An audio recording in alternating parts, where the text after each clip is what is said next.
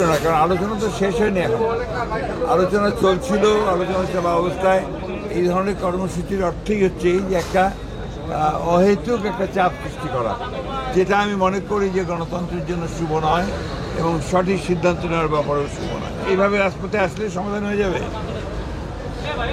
আমার পাল্টা প্রশ্ন যে রাজপথে আসলে কি সমাধান হয়ে যাবে?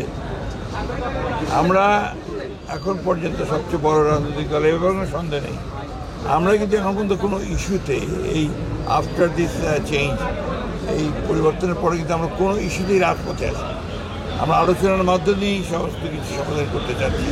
আমার বিশ্বাস এটা আলোচনার মাধ্যমে শেষ হবে না। কেন, আমরা বারবারই বলেছি পিয়ারের ব্যাপারে আমাদের অবস্থান তো অত্যন্ত পরিষ্কার।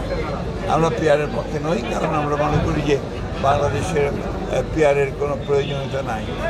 আপনার অন্য কোনো কী বললেন? জুলাই সনদের তো চলছে, জুলাই সনদের আলোচনা চলছে। অনেকগুলো বিষয়ে আমরা একমত হয়েছি, সেই বিষয়গুলো নিয়ে সামনে আসতে যায়।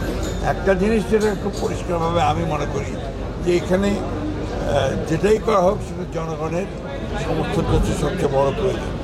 জনগণের সমর্থন আসে নির্বাচনের মধ্য দিয়ে, যে পার্লামেন্ট আসে সেই পার্লামেন্টের মধ্যে সেটা আসে এবং parliament has got every right.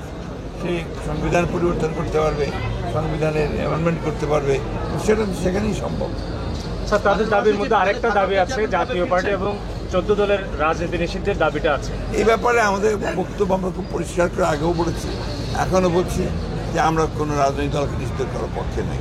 দলের ভারপ্রাপ্ত চেয়ারম্যান কবে ফিরছেন সবাই প্রত্যাশা করছে? ইনশাআল্লাহ খুব শীঘ্রই। ওকে, থ্যাংক ইউ স্যার।